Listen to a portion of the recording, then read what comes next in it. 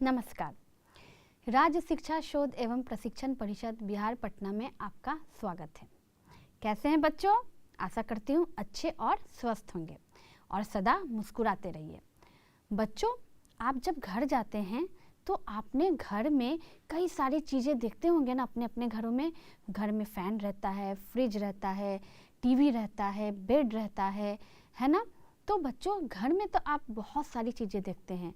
तो आप अपने क्लासरूम्स में भी बहुत सारी चीज़ें देखते हैं ना। जब भी आप स्कूल आते हैं बच्चों, तो कभी आपने गौर किया है कि आपके क्लास में, आपके क्लासरूम में क्या क्या चीज़ें होती हैं? तो बच्चों, आज मैं यही इंटरेस्टिंग टॉपिक आपको पढ़ाने वाली हूँ। आपके टेक्स्ट बुक यानी कि क्लास 2 चैप्टर 3 आवर क्लासरूम, जो कि एक पिक्चर कन्वर्सेशन है। ठीक है बच्चों, तो आज हम जानेंगे अपने क्लासरूम के बारे में कि बच्चों हमारे क्लासरूम में क्या क्या चीज़ें होती हैं। तो प्यारे बच्चों, पहले आप मुझे ये बताइए कि क्लासरूम में क्या क्या होती है, क्या किसी को पता है? कुछ कुछ बातें तो आपको पता है, लेकिन यहाँ मैं आपको डिटेल्स में और अच्छे से बताऊंगी और हम यहाँ और अच्छे से समझेंगे कि हमारा जो क्लासरूम होता है, हमारा जो क्लास जहाँ हम पढ़ते हैं, वहाँ कौन कौन सी चीज़ें होती है। तो आइए बच्चों, हम एक एक करके देखेंगे और समझेंगे कि हमारे क्लासरूम में क्या क्या होता है। तो आइए इसको हम चित्रों के माध्यम से अच्छे से समझते हैं। आवर क्लासरूम यानी कि हमारा क्लासरूम। आप देख रहे हैं बच्चों कि यहाँ एक क्लासरूम है, वहाँ एक टीचर पढ़ा रही हैं, उनके पीछे ब्लैक बोर्ड है, बगल में चेयर है, टेबल है और एक कॉर्नर में एक कूड़ादान यानी कि डस्टबिन है। सभी बच्चे अपनी अपनी जगहों पर यानी कि अपने अपने सीट पे बैठे हुए हैं और उनके साथ उनका बैग यानी कि स्कूल बैग है। मैम के पीछे ब्लैक बोर्ड है और मैम के बगल में जो टेबल है उसमें डस्टर, चॉक, ये सब चीज़ें रखी हुई हैं। तो बच्चों, आपने देखा कि क्लासरूम कैसा होता है। ये तो पिक्चर था, बल्कि आप तो रोज़ देखते हैं ना, तो आपको तो पता ही है ना, ये सारी चीज़ें आपके क्लासरूम्स में भी होते हैं ना। तो आप देखते तो इन्हें रोज़ होंगे, पर क्या आप इन्हें जानते हैं कि इसे क्या कहते हैं, उसका स्पेलिंग क्या होता है? तो बच्चों, हम आज आपको बताएंगे कि हमारे क्लासरूम में क्या क्या चीज़ें होती है और उसे हम अच्छे से जानेंगे। तो आइए इसको हम चित्रों के माध्यम से और अच्छे से जानते हैं। Things we see in the classroom, चीज़ें जो हम अपनी कक्षाओं में देखते हैं। ब्लैक बोर्ड, आप देख रहे हैं बच्चों, BLACK, black, BOARD, black board. तो आप देख रहे हैं ना बच्चों, आपने देखा ना। तो बच्चों, ब्लैक बोर्ड में मैम क्या करती हैं? ब्लैक बोर्ड में मैम आपको पढ़ाती हैं, है ना बच्चों। ब्लैक बोर्ड में मैम चॉक से लिखती हैं, आपको पढ़ाती हैं। ये काले रंग का होता है, इसीलिए इसे ब्लैक बोर्ड कहा जाता है। तो ब्लैक बोर्ड में जब भी मैम लिखती हैं क्लास में, तो आप उसको देख के अपने कॉपी पे लिखते हैं ना। तो बच्चों, ब्लैक बोर्ड तो हर क्लासेस में होती है ना। आप अपने क्लास में भी ब्लैक बोर्ड देखते हैं ना, तो इसे ब्लैक बोर्ड कहा जाता है, यानी कि BLACK मैंने आपको स्पेलिंग्स भी बताया। इसीलिए बच्चों, सिर्फ सुनना या देखना नहीं है, आपको उनके स्पेलिंग्स भी नोट करते जाने हैं और याद करना है। तो आगे देखते हैं और क्या रहता है क्लासेस में। Chalk, CHALK, chalk. तो बच्चों, चॉक को हिंदी में खल्ली कहते हैं, है ना, लेकिन हम इसको बोलचाल की भाषा में या इंग्लिश में चॉक ही कहते हैं। तो आपने चॉक देखा है ना। मैम किससे लिखती हैं बोर्ड पे? चॉक से ही लिखती है। तो बच्चों, चॉक का स्पेलिंग मैंने आपको क्या पढ़ाया? चॉक का स्पेलिंग होता है CHALK, है ना बच्चों। तो आपने देखा चौक को और चौक के स्पेलिंग को भी जाना ना। तो आइए अब हम लिखने के बाद किससे मिटाते हैं उसको हम जानते हैं। बच्चों यहाँ क्या है, ये है डस्टर। तो बच्चों यहाँ चौक और डस्टर दोनों आपको दिख रहा है ना, DUSTER होता है डस्टर का स्पेलिंग। तो बच्चों आप मुझे ये बताइए कि डस्टर जो होता है वो किस लिए यूज़ किया जाता है? कोई बता सकता है मुझे? आपने डस्टर देखा है क्लासेस में? प्यारे बच्चों मुझे बताइए, देखा है? तो बच्चों डस्टर का यूज़ क्या होता है, उसे हम कब यूज़ करते हैं, उसका क्या इस्तेमाल होता है? बिल्कुल सही, उसका इस्तेमाल होता है जब हम बोर्ड पर कुछ लिखते हैं और उसे जब इरेज करते हैं, यानी कि उसे जब मिटाते हैं, तो हम डस्टर का यूज़ करते हैं। और डस्टर का स्पेलिंग मैंने आपको क्या बताया, DUSTER। इसे नोट कर लीजिएगा याद से, ठीक है बच्चों, इसे हम डस्टर कहते हैं। तो आइए कुछ और चीज़ों को देखते हैं। थिंग्स इन क्लासरूम, ये आपके क्लास में रहता है कि नहीं रहता है? ये क्या है बच्चों? ये बेंच है ना, और डेस्क है। तो बच्चों इसका क्या यूज़ होता है, क्या आप मुझे बता सकते हैं? आप पिक्चर तो देख रहे हैं, पर आखिर इसका यूज़ क्या है बच्चों? बताइए मुझे, मैं आपको बताती हूँ। बच्चों बेंच का यूज़ या डेस्क का यूज होता है बैठने के लिए। आप जिस पर बैठे हुए हैं ना, उसको बेंच और डेस्क ही कहते हैं। आप हमेशा बोलचाल की भाषा में हमेशा बोलते हैं ना, ये बेंच है, ये मेरा बेंच है, ये मैं इस पे बैठूंगी। लेकिन बच्चों क्या आपको पता है उसका स्पेलिंग क्या होता है और उसे क्या कहा जाता है? तो हाँ बच्चों, उसका स्पेलिंग होता है BENCH, बेंच। तो आपने इसे क्लासरूम में देखा है ना, देखा है ना? बल्कि आप उसे यूज़ भी करते हैं। आप हमेशा बेंच और डेस्क पे ही बैठकर लिखते पढ़ते हैं ना। तो बच्चों ये हमारे क्लासरूम में ही रहता है। तो आगे देखते हैं और क्या क्या रहता है। डस्टबिन, ये क्या है बच्चों? बिल्कुल सही, ये है कूड़ादान, यानी कि DUSTBIN, डस्टबिन। तो बच्चों आप मुझे ये बताइए कि डस्टबिन का यूज़ क्या होता है? कोई मुझे बता सकता है? अरे आप तो बहुत समझदार हैं। हाँ बच्चों, डस्टबिन का यूज़ हम कूड़ा फेंकने के लिए करते हैं। जब भी आप बदमाशी करते हैं, शरारत करते हैं, कागज़ फाड़ देते हैं, या जब भी पेंसिल को अपना शार्प करते हैं, तो आप क्या करते हैं, कोई कोई बच्चे क्या करते हैं कि इधर उधर फैला देते हैं ना। तो इससे क्या होता है, क्लासरूम डर्टी हो जाता है। तो इसीलिए आपकी टीचर आपको कहते हैं ना कि कभी भी गंदा नहीं फैलाओ, हमेशा कूड़ा को कूड़ेदान में फेंको। तो इसीलिए बच्चों क्लासरूम में कूड़ेदान रखा जाता है, ताकि जो भी एक्स्ट्रा चीज़ें हो, जो भी इस तरह की फालतू चीज़ें हो, कूड़ा हो, उसे हम बीन में फेंकें, यानी कि डस्टबिन में फेंकें। और इसका स्पेलिंग मैंने आपको क्या बताया, DUSTBIN, डस्टबिन, यानी कि कूड़ादान, जिसे हम क्लासरूम में रखते हैं। और जितना भी कचरा रहता है, क्लास का कूड़ा रहता है, सब उसे उसमें फेंकते हैं, ताकि हमारा क्लास नीट एंड क्लीन रहे। और क्या होता है, ये तो सबको पता है, इसके बारे में तो बताने की ज़रूरत ही नहीं है ना बच्चों? तो ये पिक्चर तो आपने देख लिया। तो अब आप मुझे ये बताइए बच्चों कि पिक्चर तो आपने देखा अच्छा से, इसमें एक कॉपी है और एक पेंसिल है ना बच्चों? तो अब आप मुझे बताइए कि कॉपी और पेंसिल का यूज़ क्या है। कॉपी और पेंसिल आप रोज़ लाते हैं ना बच्चों? रोज़ आप जब भी स्कूल आते हैं तो अपने बैग में क्या लेकर आते हैं? कॉपी, पेंसिल, बुक्स लाते हैं ना। तो कॉपी आप लाते हैं, पेंसिल लाते हैं, लेकिन उससे क्या करते हैं आप? लिखते हैं। Very good. कॉपी में हम नोट्स लिखते हैं, जो भी टीचर हमारी पढ़ाती है वो हम कहाँ नोट करते हैं? कॉपी में नोट करते हैं। और किससे नोट करते हैं? पेंसिल से नोट करते हैं। और पेंसिल बॉक्स भी हम लाते हैं, बॉक्स में और भी बहुत सारी चीज़ें रहती है ना बच्चों, पेंसिल है, इरेज़र है, शार्पनर है, रहता है ना ये सब चीज़ें आपके पेंसिल बॉक्स में।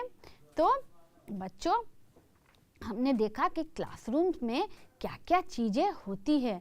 तो हमने क्या क्या देखा, हमने जितने भी इम्पोर्टेंट चीज़ थे, जो ज़रूरी चीज़ है क्लासरूम में, वो सब हमने देखा। जैसे कि ब्लैक बोर्ड होता है, चॉक होता है, डस्टर होता है, डस्टबिन होता है, देखा ना हमने। और क्या देखा, बेंच होता है, बुक्स होता है, कॉपीज़ होती हैं, पेंसिल्स होते हैं। तो ये सारे चीज़ जो रहते हैं ना, वो सभी के सभी हमारे क्लासरूम के ही पार्ट हैं, वो हमारे क्लासरूम में ही रहते हैं।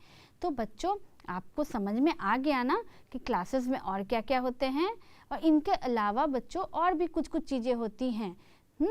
तो आइए अब आगे बढ़ते हैं और देखते हैं पिक्चर में क्या है। Look at the pictures and read the words given below. यानी कि आप पिक्चर को देखिए और नीचे दो वर्ड्स यानी नीचे जो शब्द लिखे हुए हैं उसको पढ़िए। तो बच्चों ध्यान से इस पिक्चर को देखिए। एक तरफ है बुक, BOOK, बुक यानी कि किताब, और एक तरफ है बुक्स, BOOKS, बुक्स यानी कि किताबें। तो इन दोनों पिक्चर में अंतर क्या है, ध्यान से देखिए और मुझे बताइए। देख लिया आपने? तो अब मुझे बताइए कि आपको क्या समझ में आया बच्चों ये पिक्चर में। इस पिक्चर में ये है कि जहाँ एक किताब था वहाँ लिखा हुआ था बुक, यानी कि किताब को इंग्लिश में क्या कहते हैं, बुक कहते हैं। और बुक का स्पेलिंग क्या होता है, BOOK, बुक, है ना बच्चों। लेकिन उसके बगल में, उसके नेक्स्ट में जो पिक्चर था उसमें S क्यों लगा हुआ था, आपको पता है? मैं आपको समझाती हूँ। जब एक चीज़ की बातें होती हैं तो नॉर्मल स्पेलिंग लिखते हैं। जैसे बुक की बात थी, एक बुक था तो हमने वहाँ बुक लिखा। लेकिन बच्चों जब एक से ज़्यादा किताबें हो जाएंगी तो वहाँ S लग जाता है, यानी कि एक से ज़्यादा।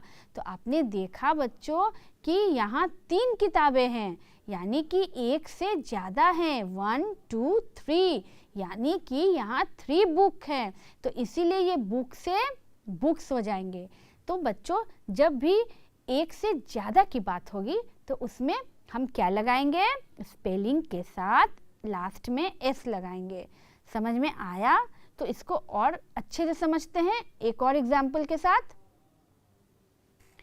अब देखिए, बैग एंड बैग्स।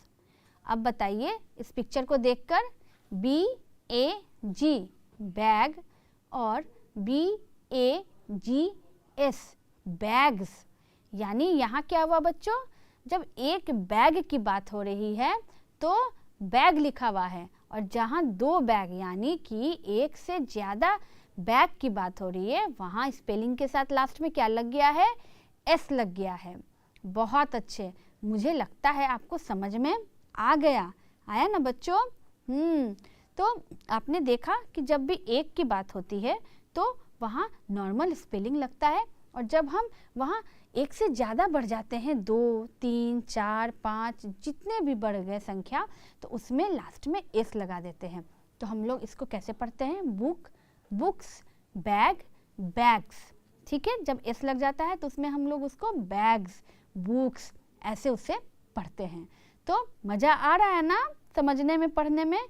तो आइए कुछ और इंटरेस्टिंग बातें सीखते हैं। अब देखते हैं इसे, आप बताइए मुझे। 1 and more, यानी कि यहाँ क्या है बच्चों, बताइए मुझे। बहुत अच्छे, आपने बिल्कुल सही जवाब दिया है।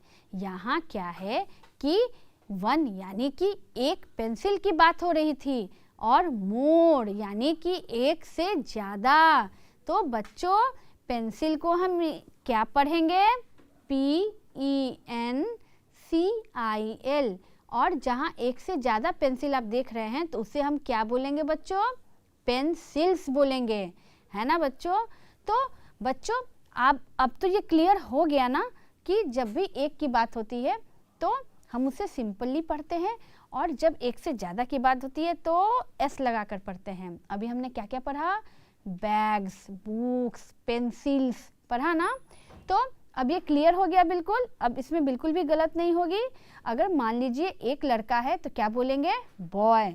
और अगर एक से ज़्यादा बच्चे बढ़ गए, एक से ज़्यादा लड़के हो गए तो क्या बोलेंगे, एस लगाकर, बॉयज़। वेरी गुड बच्चों, अब आपको ये बिल्कुल समझ में आ गया।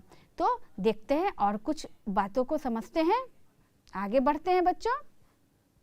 Choose the things which you carry in your school bag. अब बच्चों यहाँ पर कुछ पिक्चर्स दिए हुए हैं, उसमें से आपको चुनना है कि आप इसमें से कौन कौन सी चीज़ों को अपने स्कूल बैग में कैरी करते हैं, यानी कि अपने स्कूल बैग में साथ लेकर स्कूल जाते हैं। तो आइए पहला पिक्चर देखते हैं। पहला है पेंसिल, यानी कि PENCIL, पेंसिल, जिससे कि हम लिखते हैं। दूसरा पिक्चर है कॉम्ब, COMB, कॉम्ब, यानी कि कंघी। उसके बाद है क्लॉक, CLOCK, क्लॉक, यानी कि घड़ी। उसके बाद है क्रेयॉन्स, यानी कि रंगने वाला pencil, colour pencil, CRAYONS, crayons. उसके बाद नीचे के पिक्चर में है टिफ़िन। ये तो आपका फेवरेट है ना, आप वेट करते रहते हैं ना, तो वही टिफ़िन, यानी कि TIFFIN, टिफ़िन। उसके बाद है इरेज़र, यानी कि ERASER, इरेज़र, जिससे कि हम मिटाते हैं। उसके बाद है शूज़, SHOES, शूज़, यानी कि जूता। उसके बाद है बुक, BOOK, बुक, यानी कि किताब। तो इस पिक्चर को ध्यान से देख लीजिए, pencil, comb, clock, crayons, tiffin, eraser, shoes और बुक। और बच्चों अब आप मुझे ये बताइए कि इनमें से उन वैसे चीज़ों को आप चूज़ कीजिए जो कि आप अपने साथ स्कूल बैग में स्कूल कैरी करते हैं। जल्दी से बताइए, मुझे इसका जवाब दीजिए। आइए इसके आंसर्स को देखते हैं कि आखिर हम क्या क्या ले जाते हैं स्कूल्स में। तो उन पिक्चर्स में से हमने चूज़ किया है pencil, PENCIL, pencil, crayons, CRAYONS, crayons, tiffin, TIFFIN, tiffin, eraser, ERASER, eraser, book, BOOK, book, यानी कि पेंसिल, क्रेयॉन्स, टिफ़िन, इरेज़र और बुक।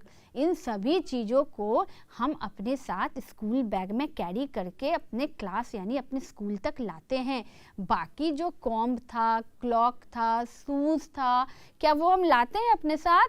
नहीं लाते ना, अपने बैग में कैरी नहीं करते ना, तो इसीलिए हमने उसे छांट दिया और जो लाते हैं उसे हमने चूज़ कर लिया। और आपने बिल्कुल सही चूज़ किया है बच्चों, यानी कि आपको समझ में आ गया। तो आइए कुछ और एक्सरसाइजेस प्रैक्टिस करते हैं। चूज़ द ऑड वन, यानी कि यहाँ कुछ वर्ड्स लिखे गए हैं। इन तीनों वर्ड में जो आपको मिलता हुआ नहीं लगेगा, जो आपको ऑड यानी कि अलग लगेगा, उसे आपको हटा देना है, उसे आपको बताना है कि कौन सा ऑड है। तो आइए देखते हैं। पहला है बैग, चॉक, क्लॉक, यानी कि बैग जो आप स्कूल में लाते हैं, चॉक जिससे कि मैम बोर्ड पे लिखती हैं, क्लॉक यानी कि घड़ी। दूसरा है black board, tiffin, duster, black board जिस पे मैम चॉक से लिखती हैं, जिसे हम बोर्ड भी कहते हैं, टिफ़िन खाने की चीज़ जिसमें हम लाते हैं, और डस्टर जिससे हम ब्लैक बोर्ड को मिटाते हैं। तीसरा है डस्टबिन, बुक, कॉपी, कूड़ादान जिस पे कूड़ा फेंकते हैं, बुक यानी किताब, कॉपी यानी जिस पे हम लिखते हैं। पेन, पेंसिल, शूज़, पेन कलम सभी को पता है, पेंसिल जिसको हम हिंदी में भी पेंसिल ही कहते हैं, जिससे हम कॉपी में लिखते हैं, शूज़ यानी कि जूता, और लास्ट है इरेज़र, शार्पनर, कॉम्ब यानी कि मिटाने के लिए हम इरेज़र का यूज़ करते हैं, पेंसिल को छीलने के लिए, शार्प करने के लिए हम शार्पनर का यूज़ करते हैं, और कॉम्ब यानी कि कंघी। तो आपने देखा bag, chalk, clock, backboard, tiffin, duster, dustbin, book, copy, pen, pencil, shoes and eraser, sharpener, comb. तो बच्चों अब आप मुझे ये बताइए कि इनमें से कौन सा वर्ड आपको अलग अलग लगा। हर लाइन में एक ऑड वन है, यानी कि हर 3 शब्द में एक शब्द ऐसा है जो कि थोड़ा अलग है। तो वो जो थोड़ा अलग वाला वर्ड है ना, वो आपको चूज़ करना है। मैं जानती हूँ इसमें आपको कन्फ्यूज़न होगा, लेकिन फिर भी कोशिश कीजिए और मैं आपको बताऊंगी इसका सही आंसर। तो आइए मिलाते हैं आंसर्स को। Bag, chalk, clock. बच्चों स्कूल में हम बैग लाते हैं, चॉक स्कूल में ही होता है, लेकिन क्लॉक हम कैरी नहीं करते, क्लॉक हम नहीं देखते, ये थोड़ा सा अलग है, इसीलिए यहाँ क्लॉक को हम ऑड वन बताते हैं। दूसरा है ब्लैक बोर्ड, टिफिन और डस्टर। ब्लैक बोर्ड जिस पे लिखते हैं, डस्टर से ब्लैक बोर्ड को मिटाते हैं, लेकिन ये तीनों में से टिफिन थोड़ा सा अलग था, इसीलिए यहाँ टिफिन ऑड वन हो गया, ये खाने की चीज़ हो गई। तीसरा है डस्टबिन, बुक, कॉपी। तो बच्चों यहाँ बुक हम पढ़ते हैं, कॉपी पे हम लिखते हैं, लेकिन डस्टबिन को हम पढ़ने लिखने के यूज़ में नहीं लाते, कूड़ा फेंकने के यूज़ में लाते हैं, इसीलिए यहाँ डस्टबिन थोड़ा अलग था, तो ये डस्टबिन हो गया ऑड वन। चौथा है पेन, पेंसिल, शूज़। पेन से लिखते हैं, पेंसिल से भी लिखते हैं, लेकिन शूज़ से हम नहीं लिखते हैं। शूज़ यहाँ अलग था, इसीलिए इसे हमने हटा दिया, इसे हमने ऑड साबित किया और यहाँ शूज़ हो जाता है ऑड वन। लास्ट है इरेज़र, शार्पनर और कॉम्ब। इरेज़र से हम मिटाते हैं, शार्पनर से पेंसिल शार्प करते हैं, कॉम्ब से तो कंघी से हम बाल बनाते हैं। तो कॉम्ब का तो यहाँ कोई काम नज़र नहीं आ रहा है, इसीलिए कॉम्ब हो जाता है यहाँ ऑड वन। तो बच्चों क्या क्या ऑड वन हो गया? क्लॉक, टिफिन, डस्टबिन, शूज़ और कॉम्ब। तो आपने देखा बच्चों एक नए तरह का प्रैक्टिस क्वेश्चन जिसमें हम ऑड वन को आउट कर रहे थे। तो अब आपको समझ में आया ना कि हमारे क्लासरूम में, हमारे स्कूल में, आपके बैग में क्या क्या चीज़ हमें लाना चाहिए, क्लासरूम में क्या क्या चीज़ होती है, क्या क्या चीज़ें हम देखते हैं। अब आप अच्छी तरह से समझ गए ना कि क्लासरूम में किन सब चीज़ों का यूज़ होता है और किन का यूजेस नहीं होता है। तो आइए एक और एक्सरसाइज, जम्बल्ड वर्ड्स, यानी कि जो भी लेटर्स हैं वो आगे पीछे करके लिखे हुए हैं, आपको इनको रीअरेंज करके सही वर्ड बनाना है। पहला है BOKO, तो इसका सही आंसर हो गया बुक, यानी कि किताब, BOOK, बुक। दूसरा है COPY, कॉपी। क्या यहाँ जम्बल्ड है? नहीं है, इसीलिए इसका आंसर कॉपी ही होगा, COPY। इसका आंसर जो है वो करेक्ट लिखा हुआ है। तो क्या पेंसिल भी करेक्ट लिखा हुआ है? PENCIL, लग रहा है ना सही, लेकिन इसका करेक्ट आंसर क्या होगा? PENCIL, pencil. पहले पेन लिखते हैं, उसमें CIL लगा देते हैं, तो सही आंसर हो गया पेंसिल। उसके बाद है PNE, ये क्या है? बिल्कुल सही, ये है पेन, यानी कि कलम, PEN, पेन। और लास्ट में क्या लिखा हुआ है? TECHER, ये क्या है बच्चों? ये है टीचर, यानी कि शिक्षक, TEACHER, टीचर। जो भी शिक्षक आपको पढ़ाते हैं उनको टीचर कहते हैं। तो आपने देखा बच्चों, जंबल वर्ड्स भी देखा। तो अब आगे और भी एक्सरसाइजेस बनाना है, नहीं बनाना है? तो आइए एक लास्ट एक्सरसाइज और हम प्रैक्टिस कर लेते हैं। All time favourite rhyming words, जो कि आपको पसंद है और ये दोहराना आप कभी भी नहीं छोड़ते हैं। तो आइए एक बार दोहराते हैं रैमिंग वर्ड्स को।